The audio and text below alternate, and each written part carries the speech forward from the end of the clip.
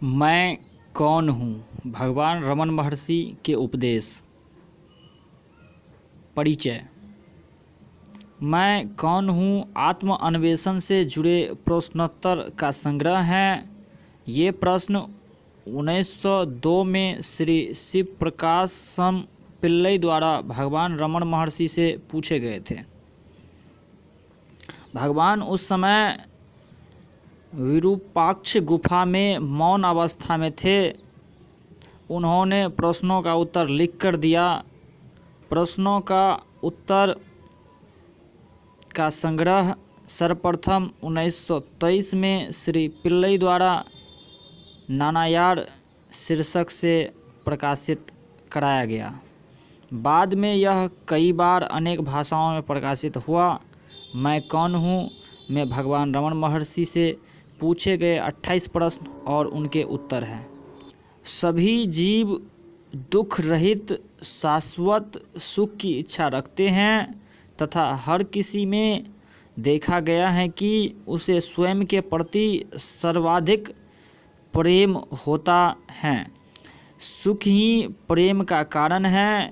वह सुख जो स्वयं का स्वभाव है और जिसकी अनुभूति मन रहित गहन निद्रा की अवस्था में होती है, की प्राप्ति के लिए व्यक्ति को अपने स्वयं को जानना चाहिए।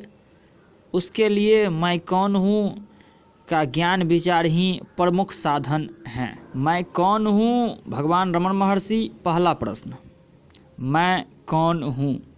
उत्तर, सप्त धातुओं से बना स्थूल शरीर मैं नहीं हूँ।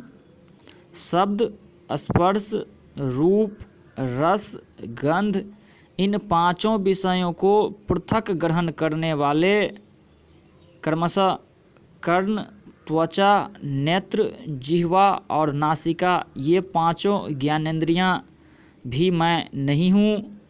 वाणी, गमन, ग्रहण, मल विसर्जन, आनंद ये पंच विद्या क्रियाएं करने वाली क्रमशः वाक, पाद, पानी, वायु और उपास्थ्य ये पांचों कर्मेंद्रियां भी मैं नहीं हूँ। श्वास आदि पंचकर्म करने वाले प्राणादि वायु पंचक भी मैं नहीं हूँ। संकल्प करने वाला मन भी मैं नहीं हूँ। सर्व विषयों एवं कर्मों से रहित तथा केवल विषय वासनाओं से युक्त अज्ञान भी मैं नहीं हूँ। आप कह रहे होंगे कि इसमें बोला गया है सप्त धातु, ये क्या है? तो चलिए देख लेते हैं। ये सप्त धातु हैं रस, रक्त, मांस, मज्जा, भेद, उपास्थि और शुक्र। इनकी बात हुई है जो कि मैं नहीं हूँ। दूसरा प्रश्न इसी में है कि यदि मैं इसमें से कोई नहीं हूँ तो मैं कौन हूँ? उपरोक्त सभी को नेति नेति से निरस्त करने के बाद जो केवल चैतन्य बचता है वह मैं हूँ। तीसरा, वह चैतन्य का स्वरूप क्या है? चैतन्य का स्वरूप है सच्चिदानंद। चौथा प्रश्न, स्वरूप का दर्शन कब होगा? जब दृश्य जगत का लोप होता है तो स्वरूप का बोध होता है जो दृष्टा हैं। पांचवा प्रश्न, क्या दृश्य जगत के बोध प्रतिभास के साथ स्वरूप दर्शन नहीं हो सकता? भगवान कहते हैं नहीं। छठा, फिर पूछते हैं क्यों नहीं हो सकता है? उत्तर, दृष्टा और दृश्य रज्जु और सर्प जैसे हैं। रज्जु का तात्पर्य यहाँ रस्सी से है। जैसे कि रस्सी का ज्ञान जो अधिष्ठान आधार हैं तब तक उदित नहीं होगा जब तक कि काल्पनिक सर्प का मिथ्या ज्ञान नहीं चला जाता, उसी प्रकार स्वरूप दर्शन जो अधिष्ठान हैं की प्राप्ति तब तक नहीं हो सकती जब तक कि कल्पित जगत दृष्टि का विनाश नहीं हो जाता। प्रश्न 7, दृश्य जगत का बोध का नाश कब होगा? मन जो सभी ज्ञान अनुभवों एवं समस्त कर्मों का कारण है के लीन होने पर जगत का लोप हो जाएगा। प्रश्न 8, मन का स्वरूप क्या है? चलिए इसी उत्तर। जिसे मन कहते हैं वह आत्मा में निवास करने वाली आश्चर्यजनक शक्ति है। इसी से सभी विचार उदित होते हैं। विचारों के अतिरिक्त मन जैसे कोई चीज़ है ही नहीं, इसीलिए विचार मन का स्वरूप हैं। विचारों के अतिरिक्त जगत का कोई अलग अस्तित्व नहीं है। गहन निद्रा में जब कोई विचार नहीं होता तब कोई जगत भी नहीं होता है। जागृत एवं स्वप्न की अवस्थाओं में जब विचार होते हैं तब जगत भी होता है। जैसे मकड़ी स्वयं जाल बुनती है तथा पुनः उसे वापस खींच लेती है, उसी प्रकार मन जगत को प्रतिबिंबित करता है तथा पुनः स्वयं में स्थिर कर लेता है। जब मन स्वरूप के बाहर आता है, मन जब स्वरूप के बाहर आता है तो जगत प्रकट होता है। इसीलिए जब जगत प्रकट होता है तब स्वरूप प्रकाशित नहीं होता, और जब स्वरूप प्रकट होता है तब जगत प्रकट नहीं होता।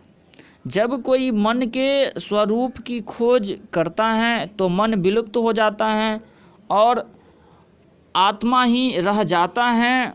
निरंतर मन का अस्तित्व सदैव किसी स्थूल पर आलंबित है, वह अकेला नहीं रह सकता। यह मन है जिसे सूक्ष्म शरीर या जीव कहते हैं।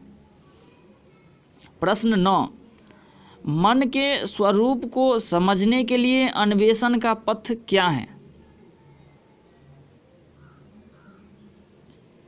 शरीर में जो मैं के रूप में उदित होता है वह मन है। जब कोई खोज करता है कि सर्वप्रथम मैं का विचार शरीर में कहाँ से उदित होता है तो उसे पता चलता है कि यह हृदय से उदित होता है। वह मन के उदित होने का स्रोत हैं। यदि कोई लगातार मैं सोचता है तो भी वह उस स्थान स्रोत पर पहुंच जाएगा। मन में उदित होने वाले समस्त विचारों में मैं का विचार प्रथम है। प्रथम व्यक्ति सर्वनाम के उदित होने के बाद ही द्वितीय एवं तृतीय सर्वनाम प्रकट होते हैं। प्रथम वैयक्तिक सर्वनाम के बिना द्वितीयक या तृतीयक नहीं हो सकते। प्रश्न 10, मन स्थिर कैसे होगा, शांत कैसे होगा?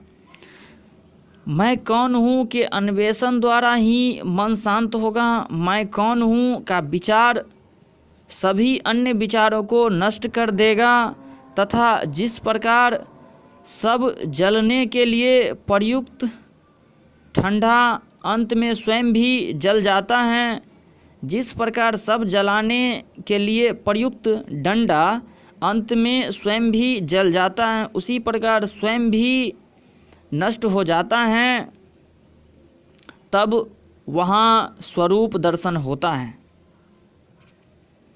मैं कौन हूँ? प्रश्न 11, मैं कौन हूँ के विचार को सदैव पकड़े रहने का तरीका क्या है? जब दूसरे विचार उदित होते हैं तो व्यक्ति को उन पर ध्यान नहीं देना चाहिए, बल्कि अन्वेषण करना चाहिए कि वे विचार किसके लिए उदित होते हैं। चाहे जितने भी विचार उदित होते हैं तो क्या फर्क पड़ता है। जैसे ही कोई विचार उदित होता है व्यक्ति को तत्परता से खोज करनी चाहिए कि किसके लिए यह विचार उदित हुआ। उत्तर आएगा मेरे लिए। इस पर जब व्यक्ति खोज करता है कि मैं कौन हूँ तो मन अपने स्रोत में वापस चला जाता है और उदित हुआ विचार शांत हो जाता है। इसके बारंबार अभ्यास से मन अपने स्रोत में रहने की दक्षता विकसित कर लेता है। मन जो सूक्ष्म है, जब बुद्धि एवं ज्ञानेंद्रियों के द्वारा बाहर जाता है तो स्थूल नाम रूप प्रकट होते हैं, और जब यह हृदय में निवास करता है तो नाम रूप विलुप्त हो जाते हैं। मन को बाहर जाने से रोककर उसे हृदय में स्थिर करने को अहम्मुख या अंतर्मुखी होना कहते हैं। मन को हृदय से बाहर जाने देने को बहिर्मुखी होना कहते हैं। इस प्रकार जब मन हृदय में निवास करता है तो मैं जो सभी विचारों का मूल है लुप्त हो जाता है और सदैव अस्तित्वमान स्वरूप प्रकाशित होता है। व्यक्ति चाहे जो भी करे उसे बिना मैं के अहंकार के करना चाहिए। जब कोई इस प्रकार से कर्म करता है तो उसके समक्ष सब कुछ शिव स्वरूप के रूप में प्रकट होगा। मैं कौन हूँ? भगवान रमन महर्षि। प्रश्न 12, क्या मनोनिग्रह के दूसरे उपाय नहीं हैं?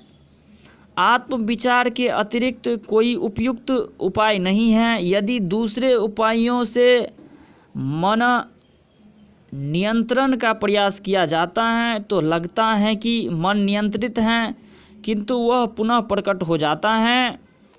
प्राणायाम के द्वारा भी मन स्थिर हो जाएगा, किंतु वह तभी तक नियंत्रित रहेगा जब तक प्राण नियंत्रित हैं, और जब श्वासन आरंभ होता है तो मन पुनः गतिशील हो जाता है तथा संचित वासनाओं के अनुरूप भटकेगा।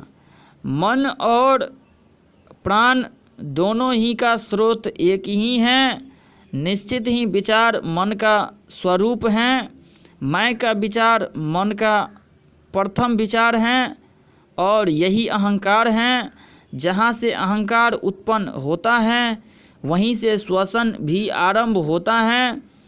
इसीलिए जब मन स्थिर होता है तो श्वसन नियंत्रित हो जाता है, और जब श्वसन नियंत्रित होता है तो मन स्थिर हो जाता है। किंतु सुषुप्ति में यद्यपि मन स्थिर रहता है किंतु श्वसन नहीं रुकता है।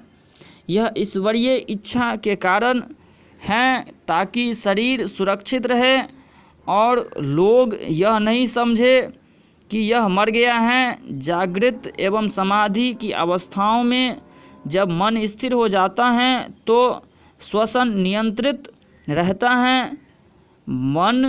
प्राण मन का स्थूल रूप है। मृत्यु के क्षण तक मन प्राण को शरीर में रखता है। जब शरीर मर जाता है तो मन प्राण को साथ ले जाता है। इसीलिए प्राणायाम का अभ्यास मनोनिग्रह में सहायक तो है, किंतु यह मन का नाश नहीं करता है। प्राणायाम की तरह मूर्ति ध्यान, मंत्र जाप, आहार नियमन आदि मन को स्थिर करने में सहायक हैं। मूर्ति ध्यान एवं मंत्र जाप से मन एकाग्र हो जाता है। मन का स्वभाव है सदा चंचल रहना। जैसा सदा हिलते रहने वाले हाथी की सूंड में यदि एक जंजीर दे दो जाए तो वह हाथी जैसे किसी दूसरी चीज़ को पकड़ने का प्रयत्न किए बिना उस जंजीर को ही पकड़े चलता रहता है, उसी प्रकार मन को भी किसी नाम या रूप ईश्वर के में अनुसक्त रखने के अभ्यास से जोड़ा जाए तो वह उसी को ग्रहण किए रहेगा। मन जब असंख्य विचार के रूप में फैलता है तो प्रत्येक विचार अत्यंत बलहीन होता है, किंतु विचार के लीन लुप्त होते होते ही मन एकाग्र बलवान हो जाता है। ऐसे मन के लिए आत्म अन्वेषण सरल हो जाता है। सरल नियमों में श्रेष्ठ मित्र एवं सात्विक आहार हैं। इस नियम के पालन से मन में सत्गुण में की वृद्धि होती है जो आत्म अन्वेषण में सहायक होता है। प्रश्न 13, समुद्र की लहरों की भांति संचित विषय वासनाओं के असीमित विचार प्रकट होते हैं, वे सब कब नष्ट होंगे? उत्तर, स्वरूप ध्यान तीव्र होते ही वे विचार क्रमशः नष्ट हो जाएंगे। प्रश्न 14, क्या आदिकाल से चली आ रही विषय वासनाओं का विनष्ट होना तथा स्वरूप मात्र बनकर रहना संभव है? उत्तर, यह संभव है या नहीं, संदेह को स्थान दिए बिना निरंतर स्वरूप ध्यान में सुदृढ़ रहना चाहिए। कोई चाहे कितना बड़ा पापी क्यों न हो, मैं तो पापी हूँ, मेरा उद्धार कैसे हो सकता है, ये दीन हो प्रलाप न करते हुए मैं पापी हूँ के विचार को पूरी तरह त्याग कर यदि वह सत्य स्वरूप ध्यान में संलग्न रहेगा तो निश्चित ही सफल होगा। शुभ मन और अशुभ मन ऐसे दो मन नहीं हैं, मन एक ही है। वासनाएं ही शुभ एवं अशुभ दो तरह की होती हैं। मन जब शुभ वासनाओं से के वशीभूत होता है तब उसे शुभ मन कहते हैं, और जब अशुभ वासनाओं से वशीभूत रहता है तब वह अशुभ मन कहलाता है। पंच विषयों में मन नहीं लगाना चाहिए तथा उसे दूसरे के कार्यों में हस्तक्षेप नहीं करना चाहिए। दूसरे लोग कितने भी बुरे क्यों न हो उसे द्वेष नहीं करना चाहिए। राग द्वेष दोनों त्याज्य हैं। दूसरों को जो कुछ दिया जाता है वह सब अपने आप को दिया जाता है। इस सत्य को जान लेने के बाद भला कौन दूसरों को नहीं देना चाहेगा। अहंता के उदित होने से सब कुछ उदित होता होगा, अहंता के विलीन होने से सब कुछ विलीन हो जाएगा। हम जितना अधिक विनम्र हो आचरण करेंगे उतना ही अधिक हमारा हित होगा। मन को निग्रहित करके कोई कहीं भी रह सकता है। प्रश्न 15, आत्म अन्वेषण का अभ्यास कब तक करना चाहिए? जब तक मन में विषय वासनाएं रहती है तब तक मैं कौन हूँ का अन्वेषण आवश्यक है। ज्यों ज्यों विचार उठते हैं त्यों त्यों उनके उत्पत्ति स्थान में ही आत्मान्वेषण द्वारा उन सब का नाश करना चाहिए। आत्मस्वरूप की प्राप्ति तक यदि कोई निरंतर करना चाहिए, आत्मस्वरूप की प्राप्ति तक यदि कोई निरंतर स्वरूप स्मरण में रहेगा तो यह एक साधना ही पर्याप्त है। जब तक दुर्ग के भीतर शत्रु हैं तब तक वे उससे बाहर आते रहेंगे। ज्यों ज्यों वे बाहर आते हैं तथा उन्हें मारते रहे तो दुर्ग हस्तगत हो जाएगा। प्रश्न 16, स्वरूप का स्वभाव क्या है? उत्तर, यथार्थ में जो अस्तित्वमान है वह केवल आत्मस्वरूप हैं। जगत, जीव और ईश्वर इसमें मोती में चांदी के अभाव की भांति कल्पित प्रतीति हैं। ईश्वर, जगत, जीव और ईश्वर इसमें मोती में चांदी के अभाव की भांति कल्पित प्रतीत हैं। ये तीनों एक ही समय प्रकट होकर एक ही समय लुप्त होते हैं। जिस स्थान पर मैं का किंचित मात्र विकास नहीं होता वहाँ स्वरूप हैं, वहीं मौन है। स्वरूप स्वमेव जगत हैं, स्वरूप स्वमेव मैं हैं, स्वरूप स्वमेव ईश्वर हैं, सब कुछ शिव स्वरूप हैं। प्रश्न 17, क्या सब कुछ ईश्वर के कार्य नहीं है? बिना इच्छा, संकल्प या प्रयास के आदित्य उदित होता है और उसकी उपस्थिति मात्र से सूर्यकांत, मणि, पत्थर, अग्नि उगलता है, कमल खिलता है, पानी वाष्पित होता है, लोग विभिन्न कार्यों में प्रवृत्त होते हैं तथा उन्हें करने के बाद निष्क्रिय होते हैं। जिस प्रकार चुंबक के समक्ष सुई हिलती हैं, उसी प्रकार संकल्प विहीन ईश्वर की सन्निधि विशेष मात्र से होने वाले त्रिकर्मों तथा पंचकृत्यों से नियंत्रित सकल जीव अपने अपने कर्मानुसार कार्य कर विश्राम करते हैं। इसके विपरीत वह संकल्प रहित हैं, वह किसी कर्म से बंधा नहीं है। यह ठीक उसी प्रकार हैं जैसे लोक क्रियाएं सूर्य को प्रभावित नहीं करती या अन्य चार भूत के गुण अवगुण व्यापक आकाश पर प्रभाव नहीं डालते। प्रश्न 18, भक्तों में श्रेष्ठ कौन है? मैं कौन हूँ? भगवान रमण महर्षि। उत्तर, स्वरूप के रूप में उपस्थित ईश्वर को जो स्वयं को समर्पित करता है वह सबसे उत्तम भक्त हैं। ईश्वर को समर्पित करने का अर्थ है कि आत्मा के अतिरिक्त विचार को उदित होने के लिए बिना स्थान दिए निरंतर आत्मा में रहना।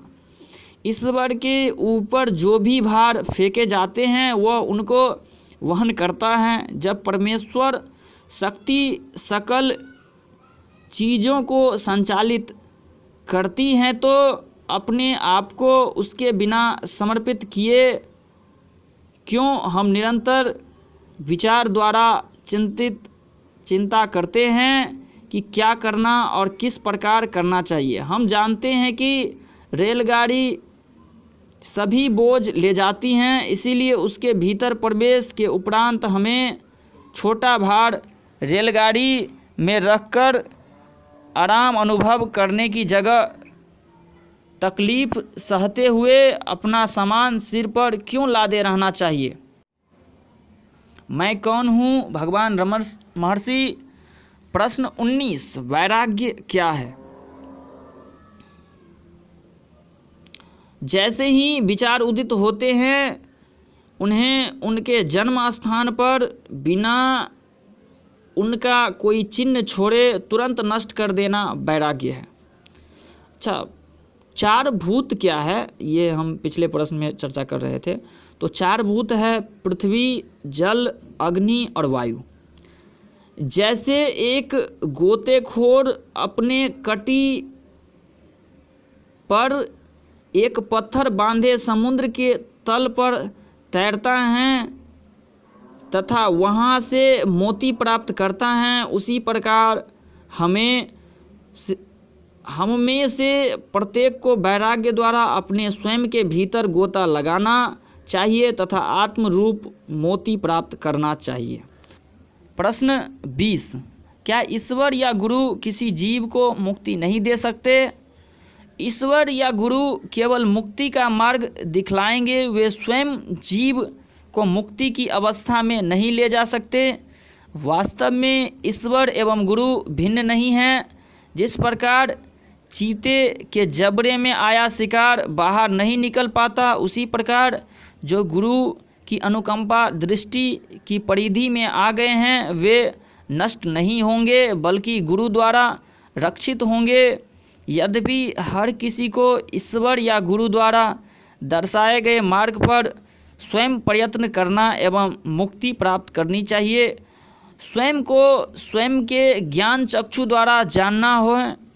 कोई किसी दूसरे के चक्षु द्वारा कैसे जान सकता है? क्या वह जो राम है उसको यह जानने के लिए कि वह राम है एक दर्पण की आवश्यकता होती है?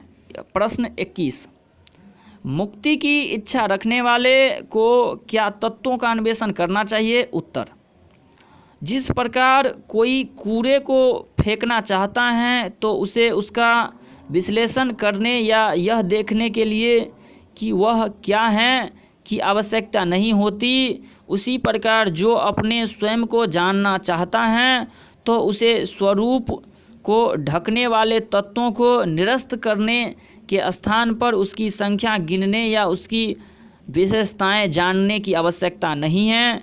संसार को स्वप्न जैसा मानना चाहिए। प्रश्न 22, क्या जागृत एवं स्वप्न में कोई भेद नहीं है? उत्तर, जागृत की अवस्था दीर्घ तथा स्वप्न की क्षणिक होती है। इसके अतिरिक्त उसमें कोई भेद नहीं है। जागृत की घटनाएं जितनी सच लगती हैं, उसी प्रकार स्वप्न के समय स्वप्न की घटना उतनी ही वास्तविक लगती है। स्वप्न में मन एक दूसरी शरीर धारण करता है। जागृत एवं स्वप्न दोनों ही अवस्थाएं में नाम रूप के विचार क्रमशः आते रहते हैं। प्रश्न 23, क्या मुमुक्षु के लिए पुस्तकें शास्त्र पढ़ना उपयोगी हैं? सभी शास्त्र कहते हैं कि मुक्ति पाने के लिए मन को निग्रहित करना चाहिए। उनके उपदेशों का सार है कि मन को शांत करना चाहिए। एक बार इसे समझ लेने पर पुस्तक के अत्यधिक अध्ययन की कोई आवश्यकता नहीं है। मन को स्थिर करने के लिए अपने स्वयं के भीतर केवल अन्वेषण करना चाहिए कि वह स्वयं क्या है। यह अन्वेषण पुस्तकों में कैसे किया जा सकता है? अपने स्वयं की ज्ञान दृष्टि से अपने आत्मा को जानना चाहिए। स्वरूप पंचकोशों के भीतर हैं, किंतु पुस्तकें उनके बाहर हैं। जब अपने स्वयं का अन्वेषण पंचकोशों के निस्तरीकरण से करना है, तो क्या इसको पुस्तक में करना व्यर्थ नहीं है? एक समय आएगा जब उसे समस्त सीखी हुई चीज़ को भूलना होगा। प्रश्न 24, सुख क्या है? सुख आत्मा का सहज स्वभाव है। सुख एवं स्वरूप अलग नहीं है। संसार की किसी वस्तु में कोई सुख नहीं है। हम अपने अविवेक के कारण कल्पना करते हैं कि प्रपंच वस्तुओं से सुख प्राप्त करते हैं। मन जब बहिर्मुखी होता है तो दुख अनुभव करता है। वास्तव में जब इसकी इच्छाएं पूर्ण होती हैं तो यह अपने स्रोत स्थान पर वापस लौटता है तथा केवल आत्म सुख अनुभव करता है, जो कि आत्मा है। इसी प्रकार की स्थिति गहरी नींद, समाधि या मूर्छा की अवस्था में होती है। और जब ऐच्छिक वस्तु की प्राप्ति या अनैच्छिक मिट जाता है तो मन अंतर्मुखी होकर केवल आत्म सुख अनुभव करता है। किंतु इस प्रकार मन बिना आराम के निरंतर विचलित रहता है, क्रमशः आत्मा के बाहर जाता पुनः उसमें वापस लौटता है। पैरों के नीचे छाया सुख कर लगती हैं, जबकि खुले स्थान की गर्मी सहन नहीं होती। एक जो सूर्य की तपिश में छाया छोड़कर भटकता है तथा वापस छाया में लौटता है, अविवेकी हैं। एक विवेकी व्यक्ति अस्थायी रूप से छाया में रहते हैं। उसी प्रकार ज्ञानी का मन ब्रह्म को नहीं छोड़ता, जबकि इसके उलट एक अज्ञानी का मन संसार में घूमता रहता है तथा दुख की अनुभूति करता है और अल्प समय के लिए आनंद की अनुभूति के लिए ब्रह्म में वापस लौटता है। वास्तव में जिसे जगत कहा गया है वह केवल विचार हैं। जब जगत विलुप्त होता है, जब कोई विचार नहीं रहता है, तो मन आनंद की अनुभूति करता है, और जब जगत प्रकट होता है तो उसे दुखों की अनुभूति होती है। प्रश्न 25, ज्ञान दृष्टि क्या है? उत्तर, मौन रहना ज्ञान दृष्टि है। मौन रहने का अर्थ मन को आत्मस्वरूप में लीन करना है। यह अवस्था ही ज्ञान दृष्टि कहलाती है। दूसरों के विचार पढ़ना या जानना, भूत भविष्य एवं वर्तमान के त्रिकाल ज्ञान, दूर देशों के पदार्थों को जानना या ग्रहण करना, इन सब को कभी ज्ञान दृष्टि नहीं कही जा सकती। मैं कौन हूँ? भगवान रमन महर्षि। प्रश्न 26, वैराग्य तथा ज्ञान के बीच क्या संबंध है? वैराग्य स्वयं ज्ञान है। वैराग्य एवं ज्ञान अलग नहीं हैं, वस्तुतः दोनों एक हैं। वैराग्य आत्म से मन को किसी वस्तु की ओर जाने से रोकता है। ज्ञान का अर्थ आत्मा के अतिरिक्त किसी वस्तु का प्रकट न होना है। दूसरे शब्दों में किसी अन्य चीज में प्रवृत्ति न होना वैराग्य है। स्वरूप का कभी परित्याग न करना ज्ञान है। प्रश्न 27, अन्वेषण एवं ध्यान में क्या भेद है? स्वयं की आत्मा में मन को स्थिर करना अन्वेषण है। हम स्वयं ब्रह्म हैं, सच्चिदानंद हैं का निरंतर भाव ध्यान है। मुक्ति क्या है? अंतिम प्रश्न है। बंधनों में पड़े अहम का अन्वेषण करना तथा बंधनों से मुक्त अपने स्वयं के यथार्थ स्वरूप को जानना मुक्ति है। पुस्तक पाठन की इस श्रृंखला में बने रहने के लिए आप सबों का बहुत बहुत धन्यवाद। आप हमारे लिए कुछ करना चाहते हैं तो अपनी राय दीजिए और घंटा बजा कर जाइए, और किसी दूसरे के लिए कुछ करना चाहते हैं तो कृपया इन्हें उन तक पहुंचाएं जिन्हें इसकी ज़रूरत है। आप सबों का पुनः एक बार तहे दिल से धन्यवाद।